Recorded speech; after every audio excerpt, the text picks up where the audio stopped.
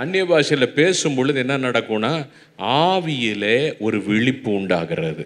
ஆவியோடும் ஜெபம் பண்ணுவேன், கருத்தோடும் ஜெபம் பண்ணுவேன். 1 கொரிந்தியர் 14:15. அப்போ ஆவியில் நம்ம ஜெபிச்சு முடிக்கும் போது என்ன நடக்கும்னா, நம்முடைய மனம் ஆயத்தமாக இருக்கும். அந்த நேரத்திலேயே சில தரிசனங்கள் எல்லாம் கர்த்தர் நம்ம காட்டுவார். இல்லை ஏதாவது ஒரு வசனத்தை நம்ம உள்ளத்தில் நினைவுக்கு கொண்டு வருவார். இல்லை நம்ம அடுத்த 30 நிமிஷம் இது தரிசனமும் கிடைக்கல, எனக்கு வசனமும் உள்ளத்துக்கு வரல சொன்னால் கவலைப்படாதீங்க. பைபிளை வழக்கமாக வாசிக்கிற மாதிரி இப்படி திடீர்னு திருப்பி கிரிக்கெட் மாதிரியெல்லாம் விளையாடக்கூடாது. பைபிளில் வழக்கமாக வாசிக்கிற மாதிரி வாசிங்க. அந்த நாளிலே கர்த்தர் உங்களோடு பேசுவார். அதை குறிச்சிங்க, அதை எழுதி வைங்க.